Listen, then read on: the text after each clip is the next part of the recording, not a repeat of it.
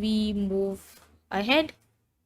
So the next question is from mathematical physics, which says that we are supposed to find out the eigenvalues of a given matrix.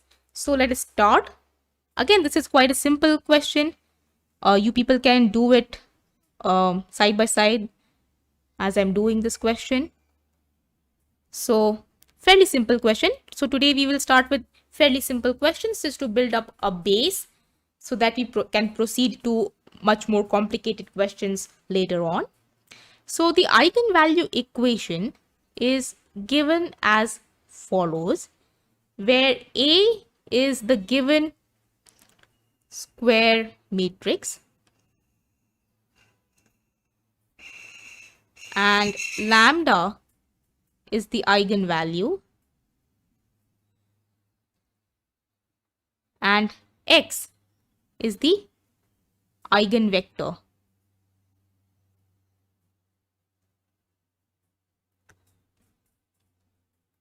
So I hope you're able to see my screen, right?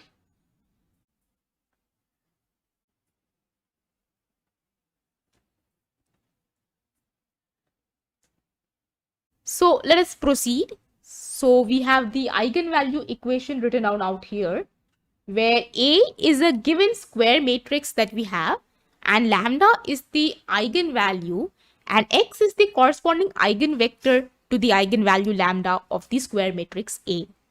Now, solution to this, yes.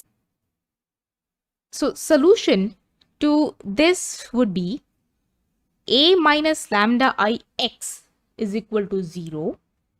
And in order to solve this, we need to set the determinant of A minus lambda I to be equal to 0 in order to get non-zero eigenvector x. And why do I say so? I say because if, let us say, if A minus lambda I, this determinant, is not equal to 0, then the matrix A minus lambda I is invertible. So if you have non-zero determinant, that means that the matrix is invertible. And if it is invertible, then from the equation that we have,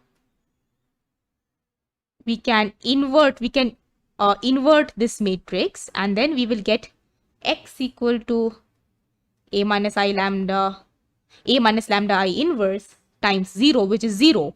But we do not want a 0 eigenvector. We want non-zero. So for non-zero x, you need to set determinant of a minus lambda I to be equal to 0.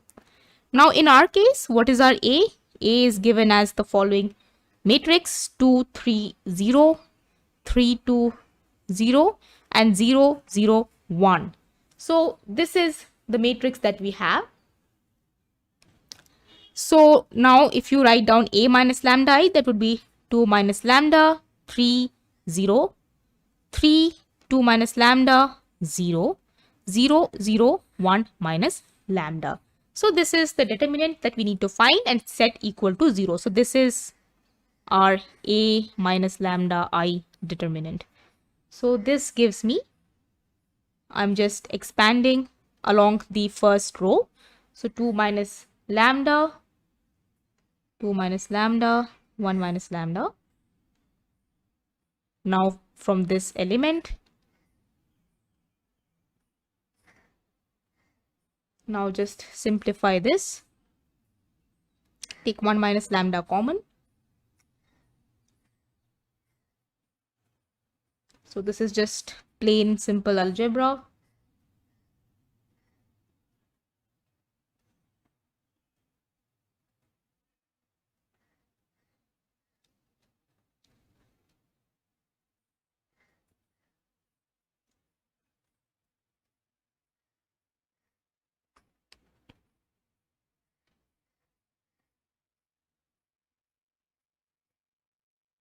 So I will factorize these terms over here.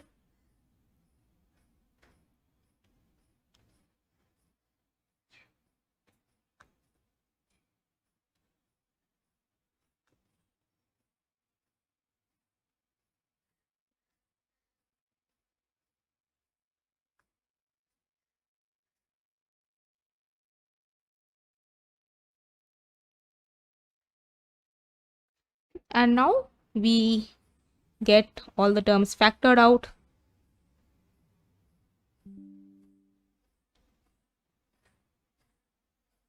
So the solution to this is then lambda is equal to 1, 5 and -1. So we have these three eigenvalues.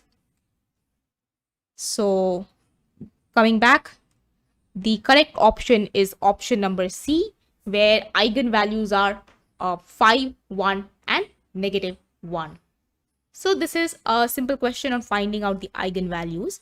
Now, before proceeding, I would like to list down certain properties for eigenvalues so that you can use these tricks and properties to solve the questions maybe faster. So the properties that I'm going to list down is that if you have a diagonal matrix, or even more generally, not just diagonal, if you have any triangular matrix, so to say, not just diagonal is just a special version of triangular matrix. So if you have any general triangular matrix, upper triangular or lower triangular, then the eigenvalues of a triangular matrix are simply the diagonal elements. Meaning if I have a matrix, let us say, if I have a square matrix, and if it is a triangular matrix, let's say upper triangular, let us say, so the bottom triangle elements are 0, then you have some elements out here. This cross means that these are some elements and these bottom triangular elements are 0.